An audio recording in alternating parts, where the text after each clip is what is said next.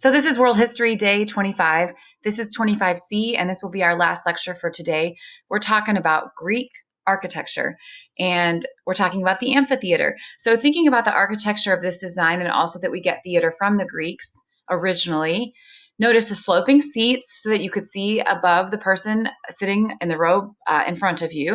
So that's ingenious, of course, and we use that in our athletic stadiums as well a lot of times now. It's kind of a half circle, a semicircle. It's outdoors. The acoustics of this would be very effective.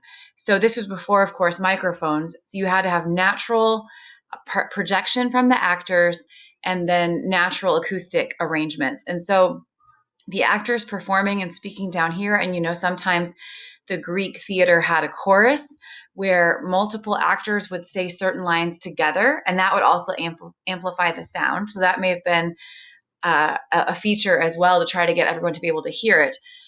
But acoustically, the idea was that speaking towards the audience this direction and it going up the hillside, and of course Greece is very mountainous and hilly anyway, so you're actually going to have trouble finding a large flat tract of land. You didn't necessarily build on a hill because you preferred it. You built on a hill because everywhere was a hill. But it really worked for the acoustics of theater because this slope of the audience rising up, the sound would rise up to meet them and it would catch the sound. The audience would literally, on that hill there, catch the sound. So the Greek amphitheater was an important innovation that they did that we still use, of course, in our huge athletic stadiums today. There were wars called the deadly conflicts that ravaged the Greek city-states. The Persian Wars are 3 different wars over land.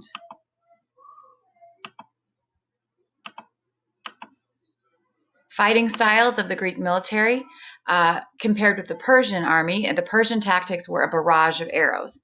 So the Greek army had to try to think, how do we combat that? How do we defend against that? And their style for both the Athenians and Spartans ended up being close fighting, the phalanx, with long, heavy spears and swords and shields.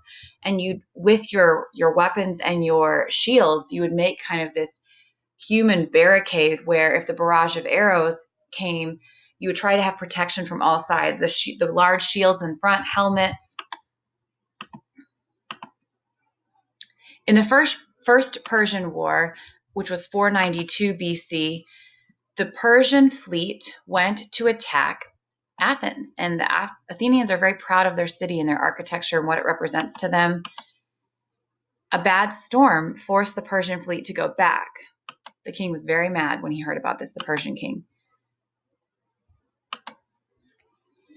King Darius of Persia sent messengers to the Greek city-states, and he demanded in the ancient days what was called dirt and water, which basically meant subjugation. Like, you will serve us, you will pay us taxes, some of you will come and be our servants.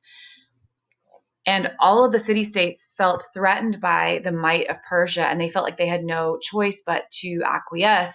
But Athens and Sparta refused. They were like, no.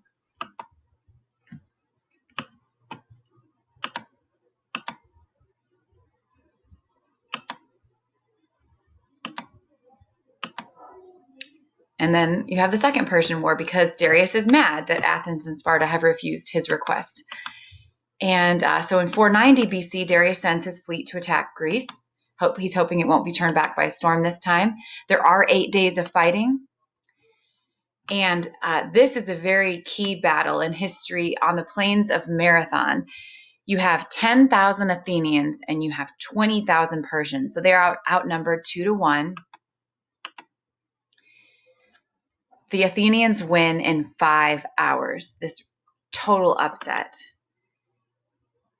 And according to the Athenian historian who tells the tale, he says it was just like a wipeout, that the Athenians managed to kill 6,400 of the Persian soldiers and only lost 192 of their own.